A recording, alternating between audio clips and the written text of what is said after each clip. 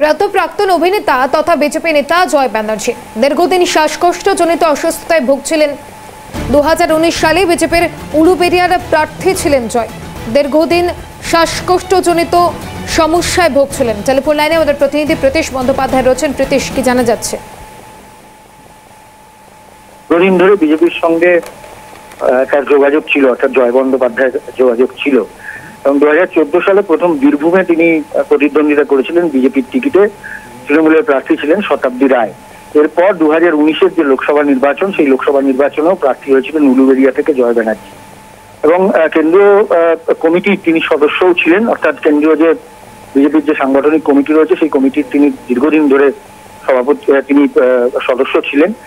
অন্যদিকে রাজ্য বিজেপির কমিটিতেও তিনি একাধিকবার জায়গা পেয়েছিলেন এবং দীর্ঘদিন ধরে বিজেপির সঙ্গে যোগাযোগ ছিল। দীর্ঘদিন ধরে শ্বাসকষ্টজনিত রোগে তিনি ভুগছিলেন। অক্সিজেন মাস্ক নিয়ে তাকে ঘুরতে হতো এবং সামগ্রিকভাবে তারপরেই যেটা দেখতে পাওয়া গেল যে তাকে হাসপাতালে ভর্তি করা হয় এবং মেডিকাতে বাইপাসের ধারে একটি হাসপাতালে তাকে ভর্তি করা হয় এবং আজ সকালে তার জীবনাবসান হয় এবং বিজেপির পক্ষ থেকে এর জন্য শোক প্রকাশ করা হয়েছে। আর দুপুর 2:30 নাগাদ তার মরদেহ বের করা হবে বাইপাসের ধারে হাসপাতাল থেকে এবং তারপর রাজ্য সদর দপ্তরে নিয়ে আসা হতে পারে তার দেহ, এমনটাই জানতে পারা যাচ্ছে। ধন্যবাদ জানাবো প্রীতিশ।